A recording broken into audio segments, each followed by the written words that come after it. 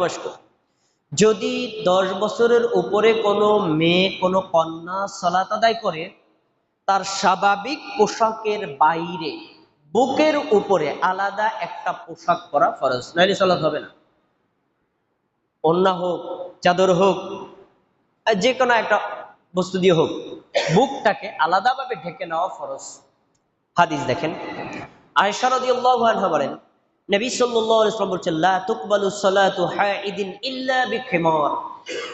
যে নারী বালেগা হয়েছে, প্রাপ্তবয়স্ক হয়েছে, এই নারী যদি নামাজ পড়ে তার স্বাভাবিক পোশাকের উপরে বুকের উপরে যদি আলাদা একটা খিমার, একটা ওড়না, একটা চাদর দিয়ে বুকটাকে ঢেকে নামাজ না পড়ে, তাহলে এই মায়ের নামাজ হবে না। রাসূলের হাদিস। তাহলে একজন মা বোন যখন সালাত আদায় করবেন, অবশ্যই তাকে এই বুকের উপরে আলাদা একটা পোশাক দিয়ে তারপর সালাত আদায় করতে হবে। যদিও সে বোরকা পরে সালাত আদায় করুক, যদিও সে মানে অন্য মেক্সি পরে সালাত আদায় করুক, তারপরেও বুকের উপর আলাদা একটা পোশাক লাগবে। এখানে ইমাম তিরমিজি রাহিমাহুল্লাহ হাদিসটা উল্লেখ করার পরে কিছু চমৎকার কথা বলেছেন, আমাদের মা বোনদের শোনা দরকার। তিনি বলছেন, আন্নাল মারআতা ইযা আদরাকাত ফাসাল্লাত ওয়া শাইউন মিন শা'রিহা মাকশুফুন লা তাজুজু সালাতুহা। একটু কমাই দেওয়া লাগে না?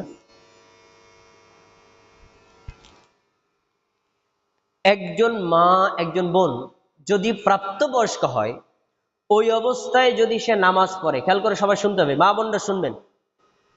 এরপরে ওয়া শাইউন মিন শা'রিহা মাকশুফুন, তার একটা চুল যদি ওপেন হয়ে যায়, খোলা হয়ে যায়, এরপরে তাহলে লা তাজুজু সালাতিহা, এই মায়ের, এই বোনের নামাজ জায়েজই হবে না।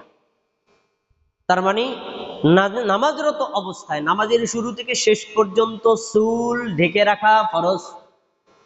মা বোনদের জন্য বলছি, পুরুষের জন্য না। ঢেকে রাখা ফরজ। ওহুয়া কওলুশ শাফি লা তাজুজু সালাতুল মারআতি শাইউন মিন জাসাদিহা মাকশুফুন। এবার ইমাম, চার মাযহাবের এক ইমাম, ইমাম শাফি রাহিমাহুল্লাহ, তিনি বলছেন শুধু চুল না, নামাজরত অবস্থায় একজন মায়ের, একজন বোনের, একজন প্রাপ্তবয়স্ক কন্যার শরীরের যে কোনো একটা অংশ যদি বের হয়ে যায়, তার নামাজ হবে না।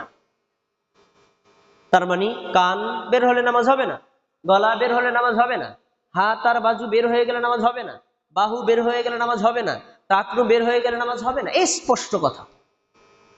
তাহলে আপনাকে এমন একটা পোশাক পরিধান করে সালাত করতে হবে যেখানে চেহারা আর দুই হাতের কবজি ব্যতীত সবকিছু ঢাকা থাকবে।